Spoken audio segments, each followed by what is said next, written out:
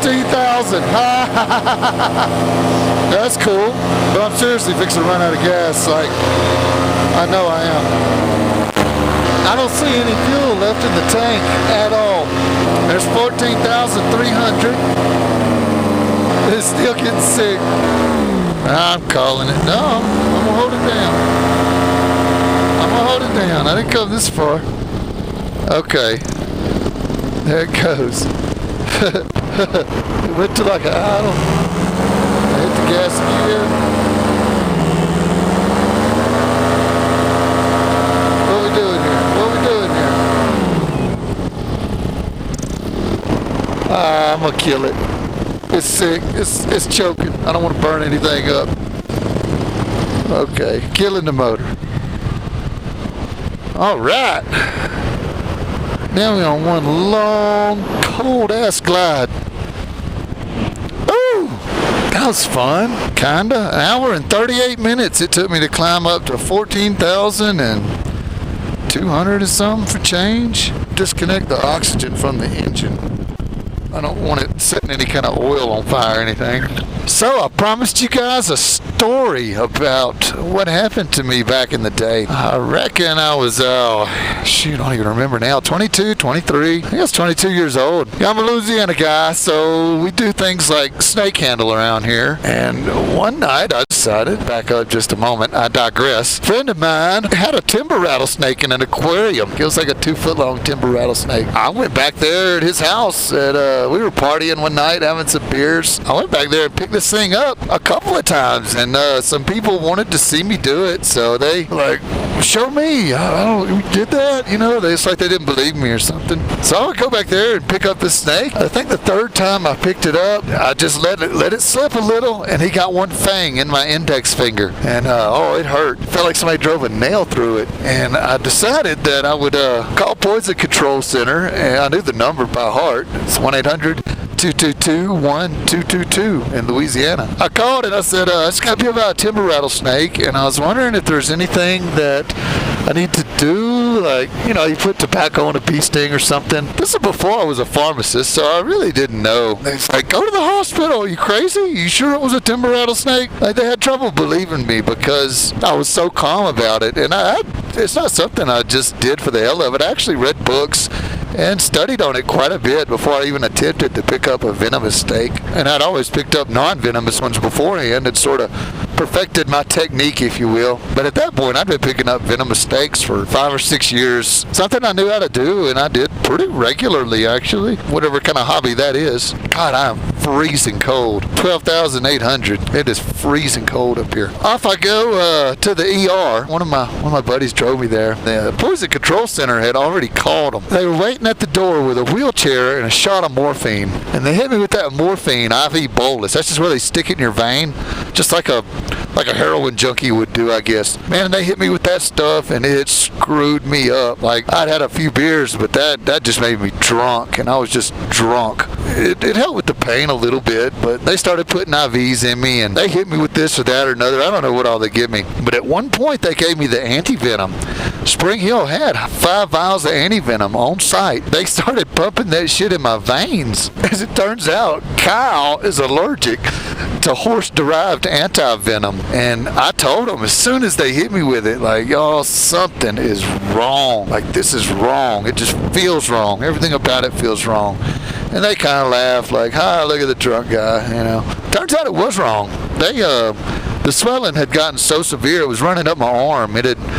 It was my first 2 fingers, and then my wrist, and then it went up to almost my elbow. And my forearm was swollen up about as big as my leg. It was odd looking. They put me in the ambulance and started transferring me over to LSUS. That's LSU in Shreveport. But I guess, I don't know, some part of the way there, my mom and Jennifer, who was just my girlfriend at that time, got in Mom's car and were tailing behind the ambulance. And they were doing, I don't know, and this is coming from them. They were doing like 65 miles an hour, and all of a sudden they dropped the hammer and were doing like 110 going down the road. And so Mom and Jen were freaked out. They knew that something was wrong. My mom was a nurse at that point, so she knew something bad had happened, and they could see him doing CPR on me in the back of the ambulance. From my perspective, it was totally different for me.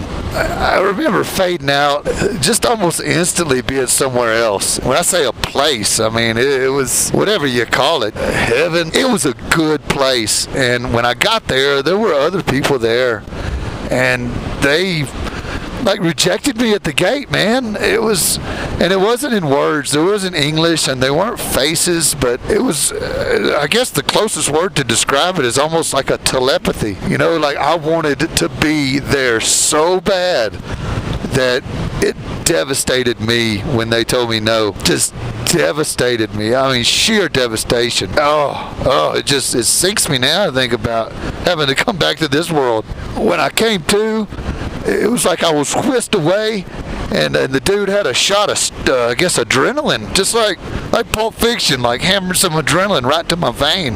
And I come up, just like that girl did on that movie.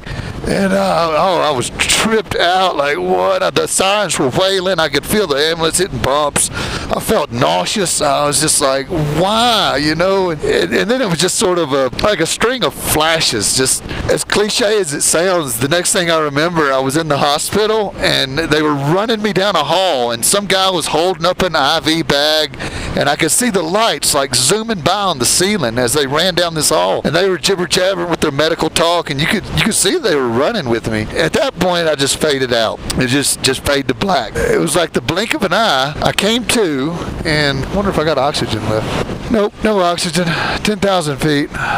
I just ran out of air. I noticed I felt odd all of a sudden. That's what it was. My hands were warming up just a little bit. So back to my story. When I woke up, there was a kind of funny, you'll laugh at me, but I thought I was on a spaceship. The ceilings, every ceiling panel, you know how they have these hanging ceilings with the light panels and then the fiberboard in between? The entire ceiling was lights. It was all lights. There was no like panels, and I thought they don't do like this on planet Earth. I must be somewhere else. Like a spaceship, what I thought.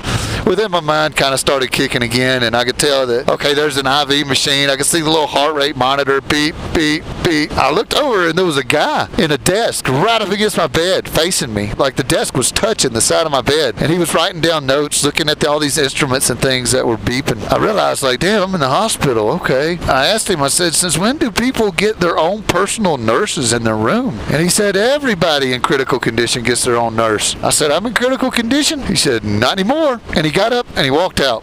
So at that point, some family come in and saw me. It was so weird. I didn't tell anybody about the near-death experience. Like, they knew that I was in a bad spot as far as from their perspective, but I didn't say a word of it to anybody for probably 6 weeks. I just sort of had to process it and consider what I had just been through and what had happened. And it still kind of weirds me out to this day. I mean, there's the other side, and I got a taste of it, and it changed my whole life. Nothing has ever been the same since. The way I see things, the way I feel about things, it's all different now, and it always will be, I imagine. The whole fear of death thing is not something that goes through Kylo's mind very often. I mean, obviously, I don't want to die. That's just a human thing, but I'm not scared of it. The way I see it, I'll just go back to that place, and they'll finally let me in. So there you go. Okay, my hands are warming up a little bit. I'm at 9,000 feet now. My descent rate's about 390 feet per minute. Blast smooth. I'm getting kind of low to this cloud. Let me turn to the right a little bit. It's a booming thermal day, so I may be dealing with some turbulence as I get down a little lower. Can I see my truck down there? Hey, yeah, I see my truck. It's just a speck.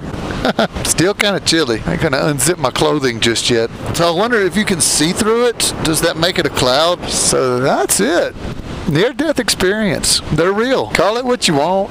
I ain't trying to convince you that, whatever it is, it is. I'll leave that up to you. So I ain't trying to start an argument about what it is or what it's not. But I know what it was to me. I know what I felt. It was a good thing. find my way through the clouds here without breaking any laws. Pretty much the same hole I climbed up through. I'm gonna go back down through. Check that out. How beautiful. See that cloud growing right in front of me. Hey, let's try to restart. Haha, just kidding. Well, I could glide to my house from here. Shit, it ain't gonna matter. It's gonna be hot no matter where I land. I have to expedite my unhooking. Man, what a fun glide. There's some turbulence. Just a few bumps. 5,700 feet. What are the winds doing? They still coming out of the northeast? I can't make out the windsock from here. Clouds are tighter than what I would have liked. Try to squeeze right in between them if I can. Whoa, bird. Swallow.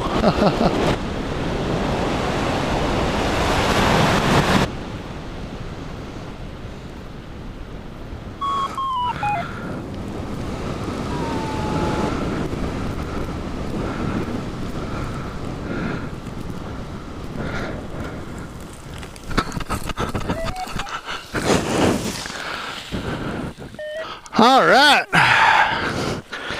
let's go get all this junk off. Let's take off this empty oxygen tank. So that was a personal best for Kylo, 14,000 and some feet. I had to get undressed. I'm gonna start dying, literally.